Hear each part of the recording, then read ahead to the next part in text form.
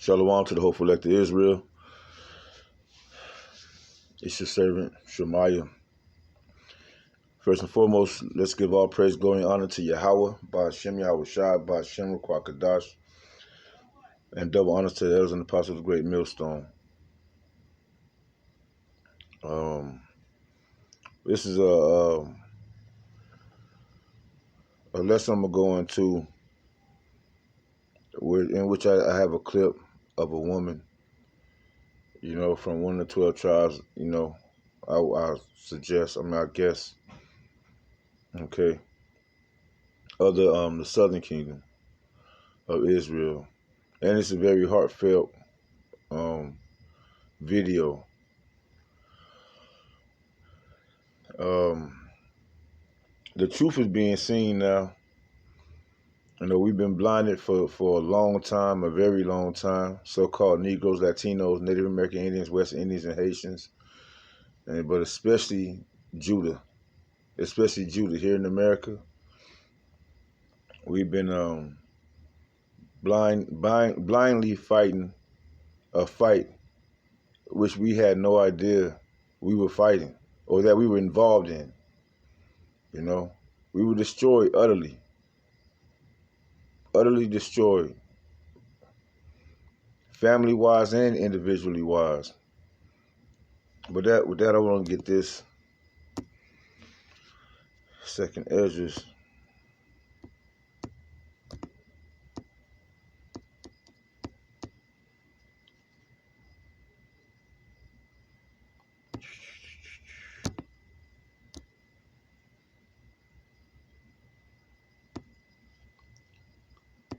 Yep, second Esdras chapter 6.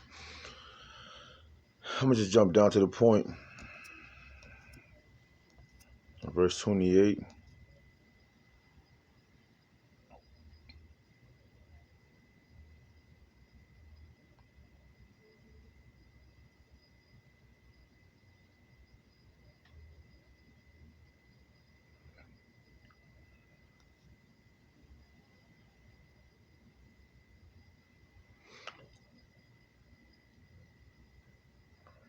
Because we are in those end times.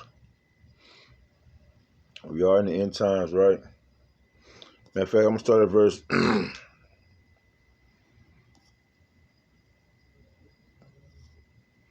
verse 23.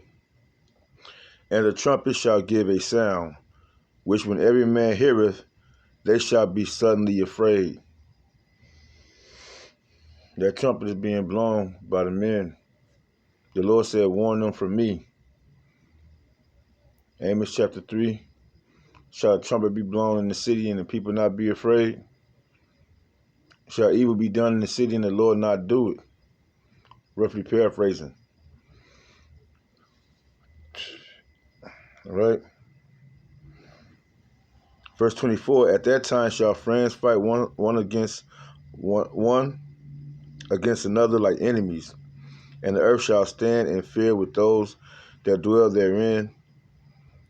Right? That's calling backdoor, right? Friends fighting against each other like enemies. Backdoor. And that term backdoor, that's been happening for years, man. That's been happening for years. Your own friends, especially here in America, Judah, since the drug gang, you had people, because of money, because of women, been stabbing each other in the back, call them backstabbers. They got a song called Backstabbers back in the day coming up. Backstabbers, Don't trust a friend or don't trust a smile, For the love of money, they got all these songs for a reason, You rob your own brother. Rob your own mother, kill your own brother, right? The earth shall stand in fear with those that dwell therein. The springs of fountains shall stand still, and in 3 hours they shall not run. The knowledge of, the true knowledge and understanding of Yahweh B'Shem Yahushua, what's supposed to be ever running waters, flowing waters, rivers of waters. The truth has been, it was unknown who we are, who our power is, who our enemies are. Right? Verse 25 though, whosoever remaineth from all these that I have told thee shall escape and see my salvation and the end of your world. And that's the point that we want to be in. That's the part that the hopeful elect want to be in. And it starts with receiving, the Lord preordaining us, Lord, wouldn't we be a part of that number, preordaining us with that gift of faith, the Holy Spirit, to discern the times that we're in, to be diligent, to be vigilant, to be circumspect, first and foremost to have faith and trust, faith which is trust in Yahweh Bashim Yahweh Shai, knowing these names and calling on these names in times of diversity, and not hasting in the time of trouble, being still, letting the Lord have his work, trusting and believing that he know what he's doing, and he has our best interests in mind. However it go.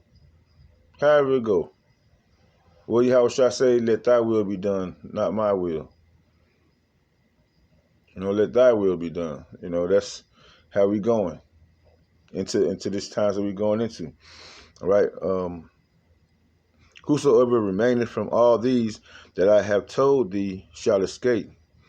That's the remnant, the elect of Israel, and see my salvation and the end of your world. Verse 26. And the men that are received shall see it, who have not tasted death from their birth, and the heart of the inhabitants shall be changed and turned into another meaning. For evil shall be put out, and deceit shall be quenched. As for faith, it shall flourish. Corruption shall be overcome, and the truth, this is the point I want to get to, all right? And the truth, which have been so long without fruit, shall be declared. And that's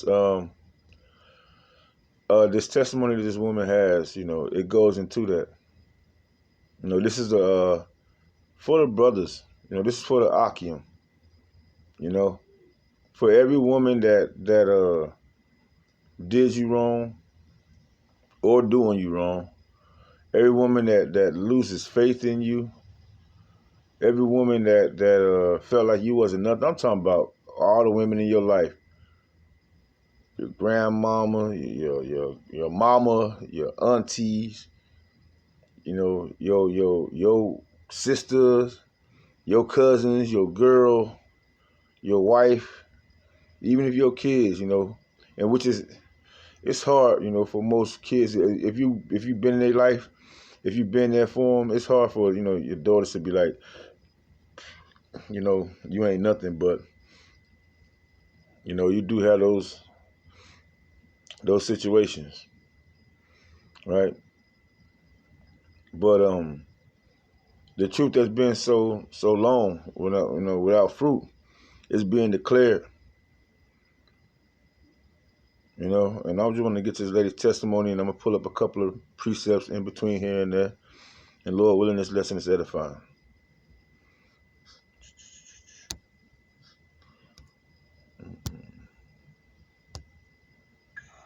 I am so sorry. I am so sorry, black man. Please forgive me. I didn't know. I didn't know. I didn't realize how trapped you've been. I didn't realize how you've been targeted and hunted, set up, lied on. I didn't know. And I want you to know that I apologize. I privileged my pain over yours. I did that. And there's no real excuse, but there is an explanation. Okay? As a black woman in North America, because that's where I live, I've been taught how to relate to you through white supremacy. And I never gave you the benefit of the doubt. I just took the images, the stuff that I heard my mama say when wounded women were talking about you, and then I had bad experiences with black men. I painted you all the same way that the cops paint you. And I'm wrong for that. Now, I am apologizing to you in two ways. One, as a black woman. Two, as a human being. Because what was taken from you was your humanity. Ever since slavery, ever since Nat Turner, ever since 1830, you have been criminalized. You have been positioned and targeted from kindergarten. By the time you're in the third grade, you're already set up to go to prison. And I didn't know that. I didn't know that they blocked you out of every type of trade so you couldn't make money for your family. I didn't know. I didn't know that the whole structure of what it means to be American is built upon your free labor for white structures, including the penal system. That you were designed to be the workforce for whiteness since you got here. And I didn't know that. And what's worse is I didn't look. I was so hurt by you that I justified my righteous indignation because I was hurt. And I didn't look why you would hurt me. It never crossed my mind that you were hurt too. I don't even know how come well, actually I do, because you've been positioned as a criminal and as an animal, so I'm not even going to see you as a human being. I'm going to see you like they teach me to see you. And I fell for it. And I didn't look it up. I didn't look at the research. I didn't care. I was like, yeah. I mean, and I'm guilty of that. I did that to you. I didn't ask why you hurt me. I just was hurt. And I didn't look. I didn't see how you've been cornered. Every way. I mean, every way, every decade. From chain gangs to hip hop. You're always getting blamed for violence, but we never talk about the record labels. We never talk about distribution. We always talk about the artists. We always talk about the black men being violent. Well, you don't get to choose what gets on air. You don't get to choose what you get to sign. If you don't do it the way that they say to do it, then you don't eat. You can't. And we make it sound like it's a character flaw when it's a structural, systematic way of keeping you in bondage. And I'm sorry for that. Because if I say I love you, how come I didn't look? How come it didn't even dawn on me? I didn't even think that you could be hurt. I was so focused on my pain and all the ugly I had experienced at your hand that I didn't even think, well, hell, how did you get there? And I can say it now on the other side of healing. You see what I'm saying? I can say it now. But I couldn't say it when you needed it. When you needed me to believe you and not them. When you needed a safe space. Just someone to hear you out. I didn't listen. So I wanted to punish you. I wanted you to feel how you made me feel. I wanted you to feel the level of hurt and resentment and helplessness, never understanding that is why you lashed out. Anything that's cornered will strike. Anything that's trapped will fight. It's just in its human nature. And I so related to you the way white people have taught me to relate to you. I didn't even look. I didn't ask. I just sided with them. And I turned you into the enemy. And I was wrong. I was wrong. And I apologize.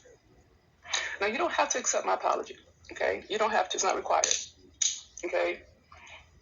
And in truth, I'm not even certain you should, given the fact that it took me 400 years to look the fuck back. You know what I'm saying?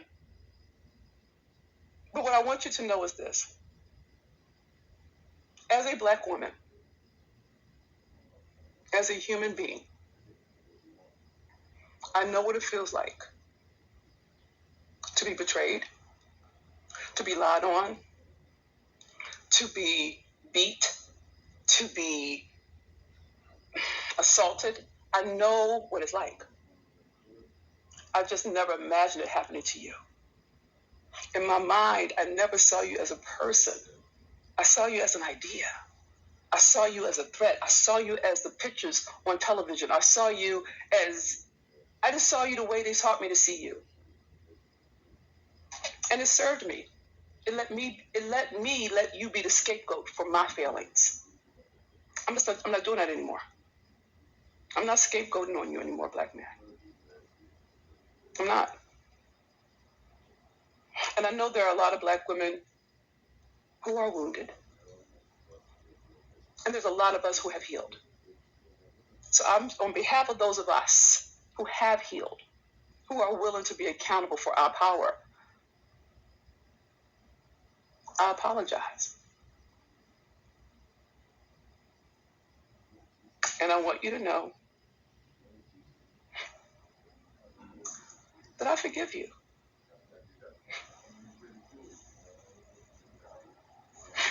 You didn't ask for this. You don't have to deal with this. Okay, but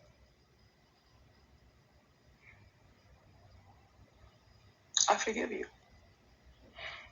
And some people won't get this, some people will. But for the ones who get it, please know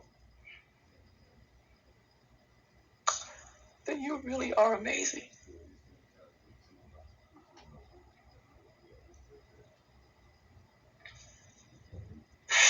And that you would make it this far with no support, no help, no one on your side, no one in your corner, none of that. And you're still here, and you still love me. Even though I turned my back on you.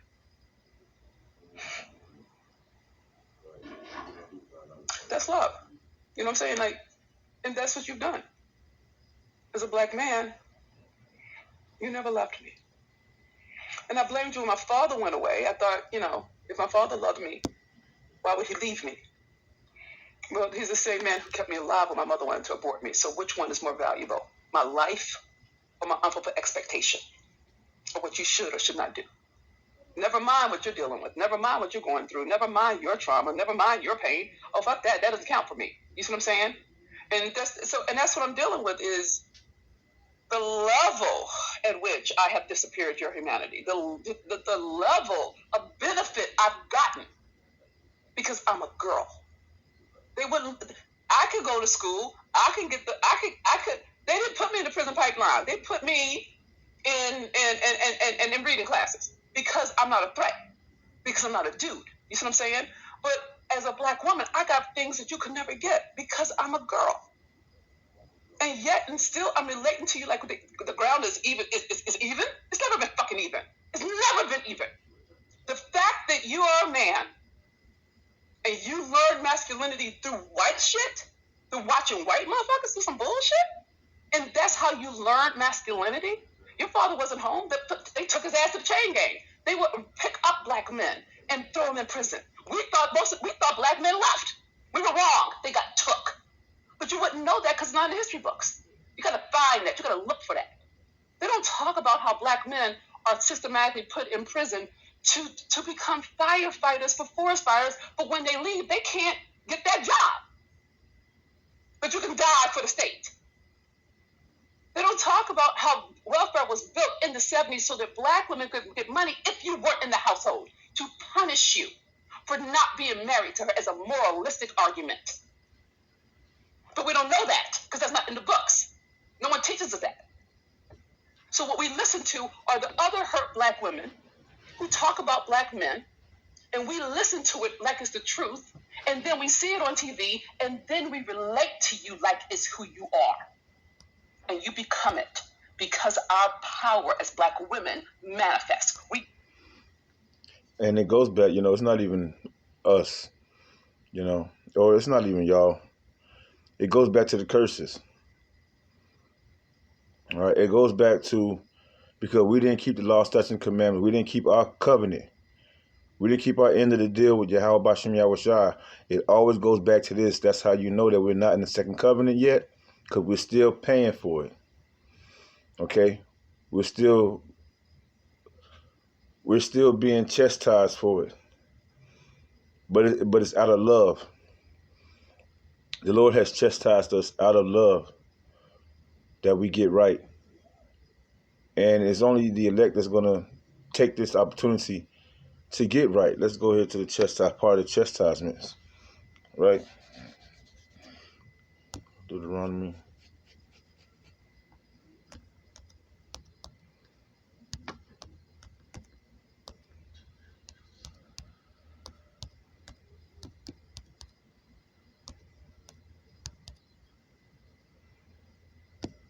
No.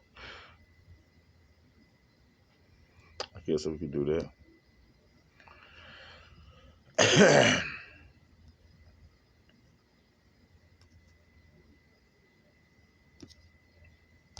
me go here.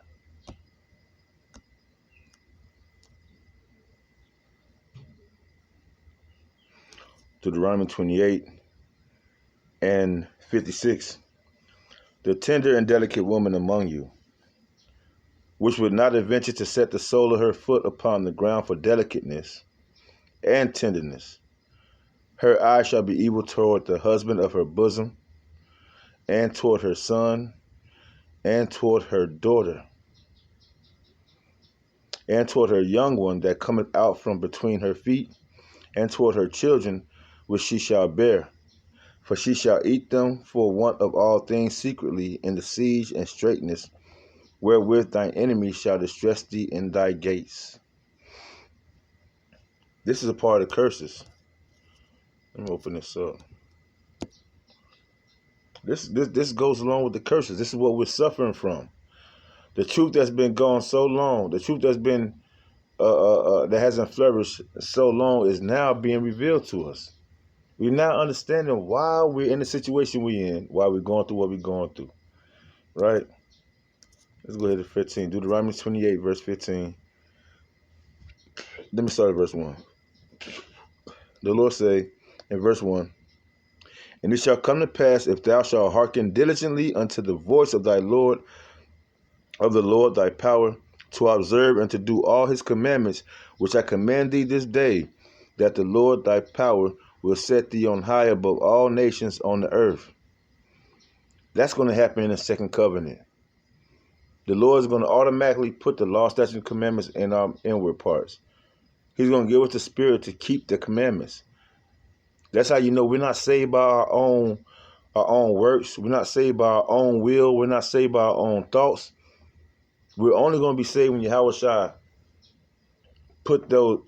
he delivers the second covenant to us. When he put his law, statutes, and commandments in our inward parts. Let's go to verse 15. I don't want to get too deep into that part, that about it. Let's get it. This is the point.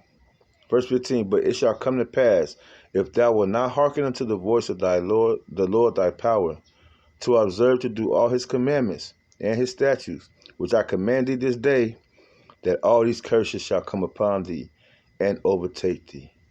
And these curses have come upon us and destroyed us. All these curses as a people. And this is the one that we was focusing on right here. Verse 53. verse 54, verse 55, verse 56. The man too. We became verse 54. So that the man that is tender among you and very delicate, his eyes shall be evil toward his brother and toward his wife, toward the wife of his bosom, and toward the remnant of his children which he shall leave. These are the curses. That's how we know who we are. The Lord put that on us so that at the time that we're living in right now, we can find out who we are. The truth is being declared. That's been so long without fruit, and it's a shame. It's a downright shame how majority of our people don't even consider. They don't even consider. They it's okay with them. They don't even consider. They don't want to be true children of the Most High, Israelites, Yasharallah. They don't want to go back to doing what they're supposed to do. The majority of them has been misled because according to their lust, right? And I don't want to make it too much about that. Let me get back to it just to prove a little point. We give life and we take it. We take it. The moment we take our love away, we hurt you to punish you for being as wounded as we are.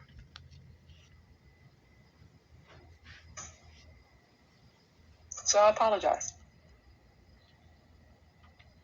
I'm sorry I hurt you.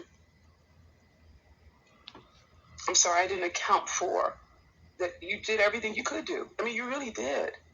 You tried to stay in school, but because you're a black boy and you get active, they label you as disruptive. And then they put you the fuck out. But they keep the girls in and the white kids in because they're not a threat. So you get in the habit of getting put out of school. So of course you're going to take to the streets. You can't get a job. I mean, there's no job you can get that is worth more than pennies.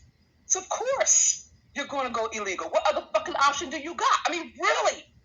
And the moment you get enough strikes against you, now you got a record. Now you got a felony. Now you can't get a mortgage. You can't get a fucking loan. You can't go to school. You can't do any of that shit. You can't. Because there's no structure set in place for you to be able to do that. Nothing is set up for you to win. Nothing.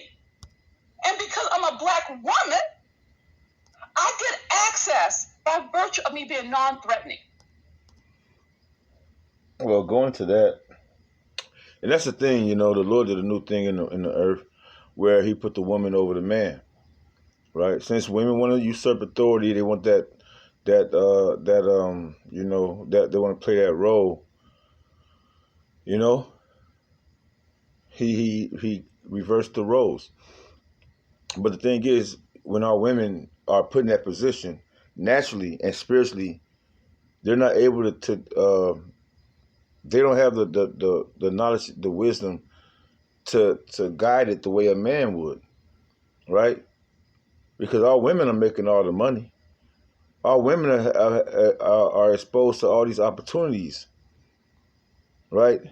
But instead of using it like the men did back in the 30s, 40s, and 50s, with the little opportunities that we did have back then, and raise up a family, a community, right? Before the 70s and the 80s and the 90s, with all the women rights and the dope and the guns, they started putting in our communities. Before all the separation or the inclusion of the so-called black family into society, into this assimilation of a so-called white man society, right? We kept things structured. The neighborhood was together, the families were together. The women respected their men. Okay? And then this shit happens. Women liberation. Our women started feeling themselves. They started getting the jobs and the education and the money. And through Esau Edom, or by way of Esau Edom, tore down the family. No pun intended. But that's just what happened. That's how it happened. Because without our women being in order under us, this is what you get. Ghettos on top of ghettos with no order. Violence, blood touches blood, and violence breaketh out, roughly paraphrasing. Right? Let me get a precept. Deuteronomy.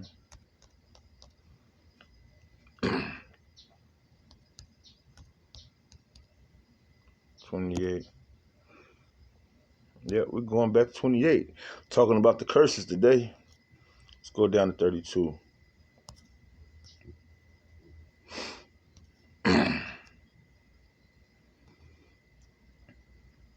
This is for the men.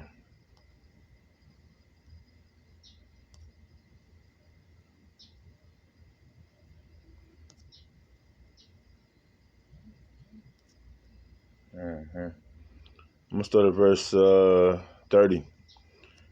Deuteronomy 28 and 30. Thou shalt betroth the wife, and another man shall lie with her. Thou shalt build a house, and thou shalt not dwell therein. Thou shalt plant a vineyard, and shalt not gather the grapes thereof.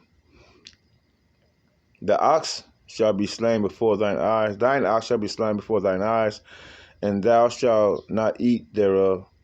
Thine ass shall be violently taken away from thee, from thy face, from before thy face, and shall not be restored unto thee. It shall not be restored to thee.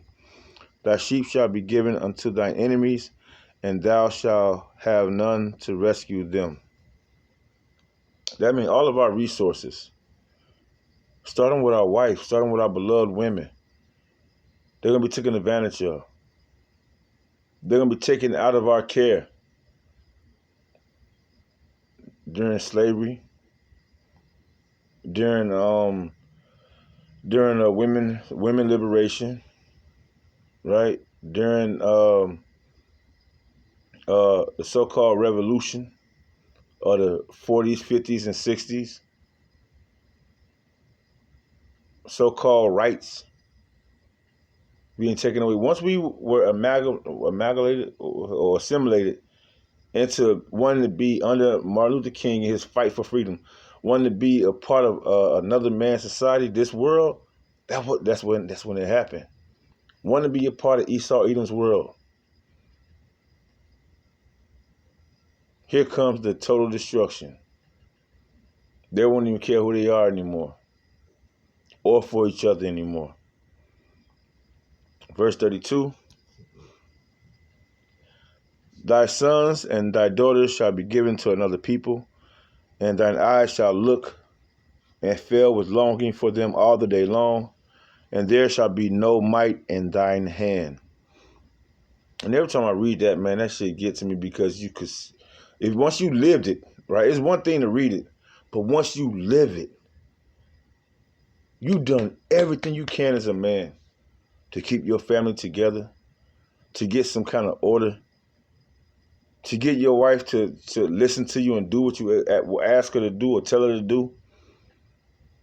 And only experience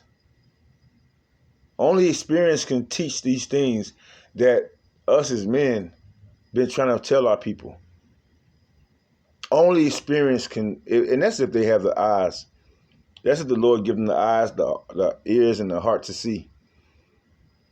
Because even experience, some of our people are just so damn, rebellious and sottish.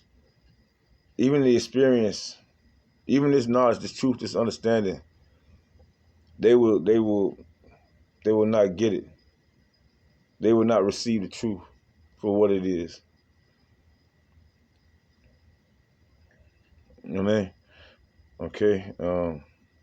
I said and okay at the same time. Okay. You know. Hey. Let me go back to the video. Cause she's cutting up, man. She's doing it. She's cutting it up. I get access by virtue of me being non-threatening. And you don't get that luxury because we don't relate to you as a human being. We relate to you as a threat. And because you haven't been tended to, you have scars, you have wounds, you have traumas, you have hurts, you have bruises that you can't even say because as a man, you suffer in silence. And I've let you suffer in silence. Because I was so mad at you. I was so mad at you. I was so mad at you from slavery to today. I've been mad because I felt like you didn't take care of me, you didn't protect me, you didn't look out for me. Never dealing with the fact that you couldn't. They had a gun to your head, they had a whip in their hands, they had a chain on you too. And somehow or another, my mind didn't connect the dots. Because I believed that as a man, you were supposed to. But as a human being, you weren't equipped to. As a human being, you did not get any kind of training, education, guidance, protection. You were just as vulnerable as I am. You're more. And we never talk about you like that. We always talk to you or about you like you should know. How? How would you know what to do? How? I marvel at my own ignorance. I'm like, Venus, where you been? And it's not, and the thing is, it's in books. If we look it up, we can find it. It ain't hard to find. The 13th Amendment about slavery, but it built into it a clause that says, unless you're imprisoned. So systematically, since 1685, they have been creating laws to enslave you, not because of a crime, but because they wanted to pimp your work ethic. Right. They wanted to pimp your body to slave for them for pennies. And it's so written into law, it's so built into structures and systems, it's invisible to us as Black women. So we're saying, okay, try harder, be accountable, pull yourself up by your bootstraps. We sound like white extremists talking to you if we tell the truth about it. Hey, the truth has been so long, man. That second Ezra chapter 6, verse 28, man. Now the truth is flourishing, But this ain't even, what we're going through right now is just an eye-opener. The truth is really going to flourish when Yahweh Shah return. Everybody going to know who they are, know their position, what they're supposed to be doing. Order's going to be reestablished in the earth. But I'm going to just cut her for right there. Y'all seen, y'all seen, or rewind it, go back, and you can see, if you want to see the rest of her testimony, you see the caption on the bottom. I don't know how to put things in the subscription or whatever, right? But let's go here, and I'm going to close it out on here. Perhaps. Isaiah chapter 10.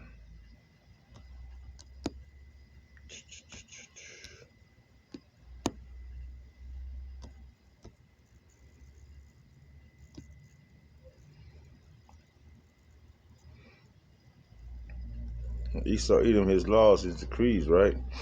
That amendment 13, right? Isaiah chapter 10, verse 1. Woe unto them that decree unrighteous decrees, and that write grievousness which they have prescribed. They turn aside the needy from judgment,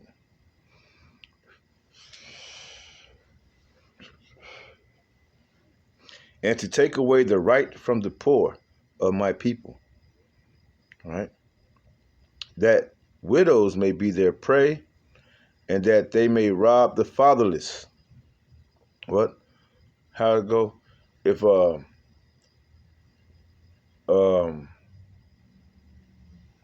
there's no way the enemy can come into a strong man's house unless he first bind up the strong man. That's what Esau Edom did. Because of the curses, we always got to be held accountable for our part, right? But we're coming into that truth now. We're coming to that knowledge, that understanding who we are, where we are, and that's where it starts.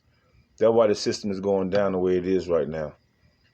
Because the awakening through the spirit and the power of Yahweh Bashem Yahushua by way of the blood of Yahushua. call Halayim Yahweh Shem Yahushua. Once again, verse 2, to turn aside the needy from judgment, and to take away the right from the poor of my people, that widows may be their prey, and that they may rob the fatherless. And what will ye do in the day of visitation and in the desolation which shall come from far? To whom will ye flee for help?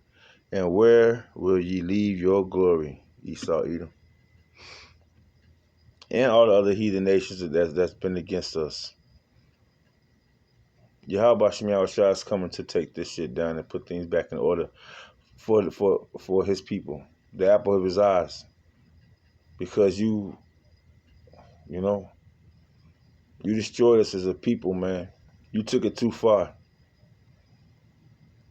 You took it too far. And for the women, let's get that Isaiah 4. I'm not going to focus on the multiple woman thing. This is what I'm going to focus on. Isaiah chapter 4. I'm going to just read verse 1 though, right? And in that day, 7 women shall take hold of one man, saying, we will eat our own bread and wear our own apparel.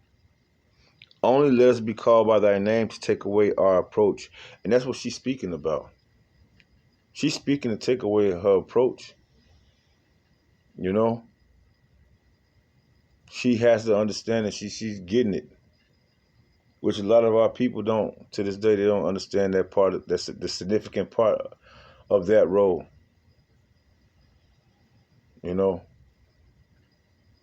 It's time to get back in order. And only the elect is going to do it. We're not worried about the 2/3 of Israel at this point in time. Right? Verse 2. In that day shall the branch of the Lord be beautiful and glorious, and the fruit of the earth shall be excellent and comely for them that are escaped of Israel. Right? As we read in 2nd Ezra chapter 6. The remnant, those that escape, those that have the dawah, the seal of exemption, the mark of exemption from judgment of Yahweh Shem Yahushua. The remnant, the elect of Israel, that's gonna make it through the teeth of wild beasts, through the sword, through the famine. They're going to make it through the spirit and power of Yahweh Shem Yahushua, through spiritual intervention, in how do you say it? Intervention? Spiritual intervention of Yahweh Shem Yahushua. The elect of Israel is going to make it, the preordained. Those that's sighing and crying, those that's more Salakia, y'all, I'm tongue tied. Those that's repentative, with a contrite spirit, that's sorry. You know, somewhere in the same spirit as this woman right here. You know, not all proud and puffed up like Esau, Edom, but those that really fear Yahweh Shem Yahushua and really have that understanding of who he is and how he operates. Right? In that day shall the branch of the Lord be beautiful and glorious. Right? King David, the tabernacle of King David, that branch going to Yahushua. Of the Lord be beautiful and glorious, and the fruit of the earth shall be excellent and comely for them that are escaped of Israel. And it shall come to pass that he that is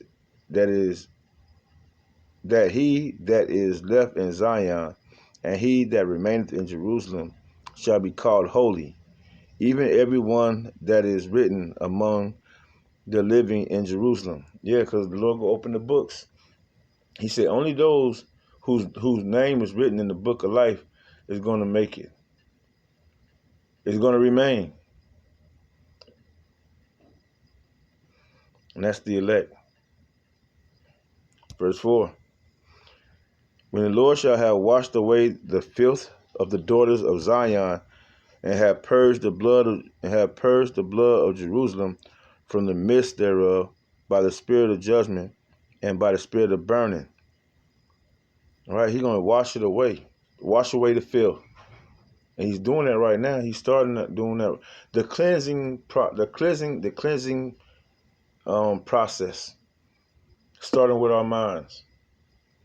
No longer trusting in those that smote us. What's that? Isaiah chapter 10, verse 20, 21, 22, 23, somewhere up in there. We will no longer stay on those that smote us, but on the Holy One of Israel, roughly paraphrasing. Isaiah chapter 10. I know it's in Isaiah chapter 10, in the 20s, 20, 21, 22. Okay? Being purged, man, with the blood of Yahweh Shai. Being cleansed, being washed up. Verse 5. And the Lord will create upon every dwelling place of Mount Zion and upon her assemblies a cloud and smoke by day. And what's this going? This is going into our defense system. This so-called, what do they call it? The dome that they got over there right now. You're starting to see it's a bunch of bullshit. The Lord is literally going to have a defense system over all of our homes. Again, and the Lord will create upon every dwelling place, a mount of Mount Zion, and upon her assemblies, a cloud and smoke by day, and the shining of a flaming fire by night. For upon all the glory shall be a defense. What's that going to? I gotta get this. I gotta get that precept.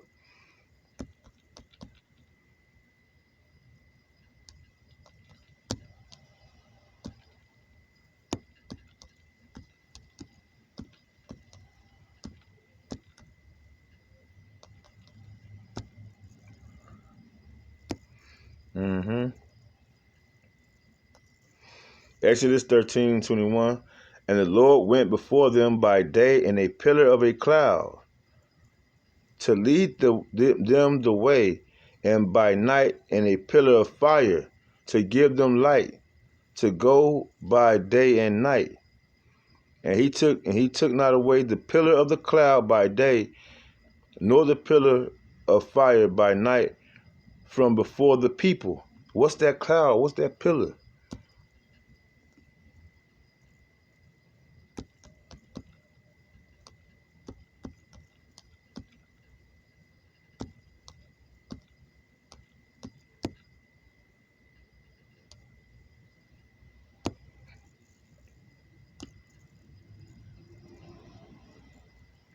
Jeremiah 4:13. Behold, he shall come up as clouds, and his chariots shall be as a whirlwind. His horses are swifter than eagles. Woe unto us, for we are spoiled. That's the chariots is the so-called UFOs, the so-called unidentified objects. They are identifiable. Those are the vehicles of the Heavenly Father's angels. What the world didn't call UFOs, riding on cloud. What did the Lord say? How the Lord coming back?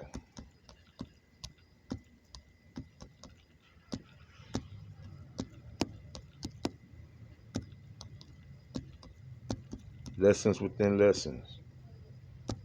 Lessons within lessons.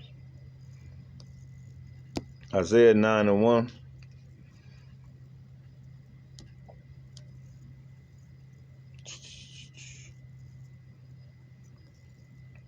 The burden of Egypt.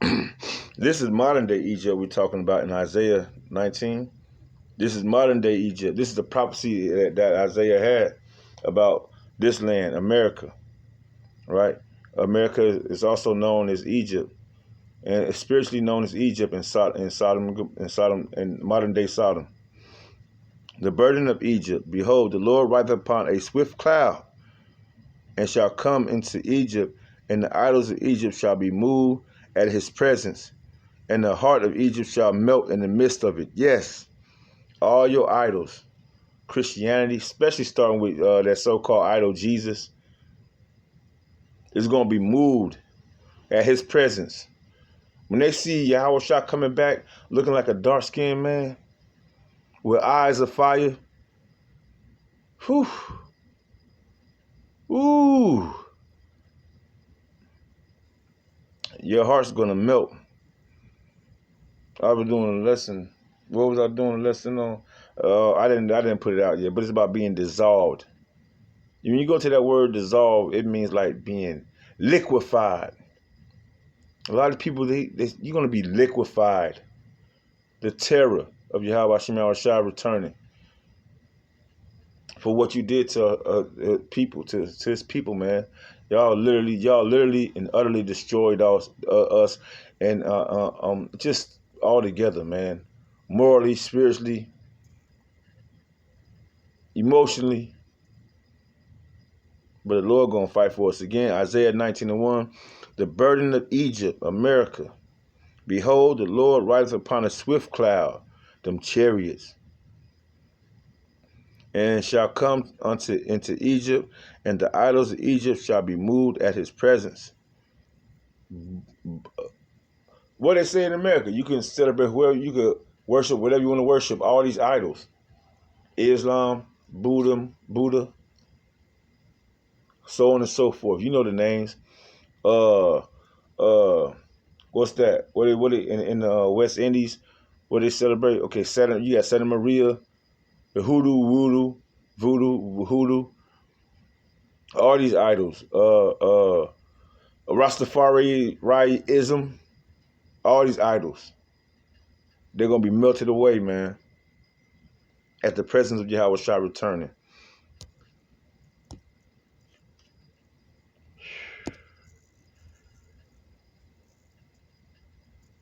No, that's not where I was at. I already did that. Salakia.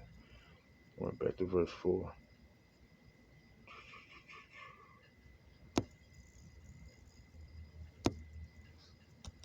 I'm gonna close out right now. Salakia.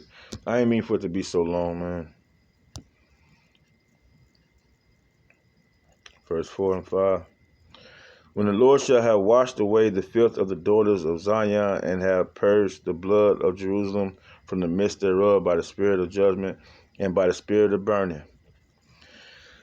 Verse 5 again, and the Lord will create upon every dwelling place of Mount Zion, and upon her assemblies, a cloud and smoke by day. The same chariots the Lord used to bring us out of Egypt through the first captivity. Out of our first captivity, out of Egypt. He's gonna have those same UFOs, so-called UFOs, hovering about around the houses of the elected Israel.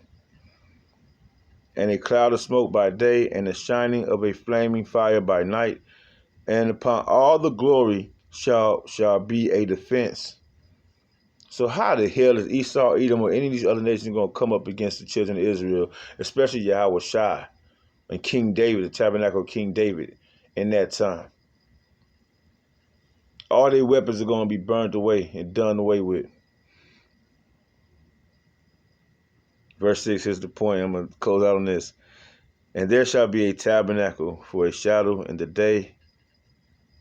daytime from the heat, and for a place of refuge, and for a covert from storm and from rain.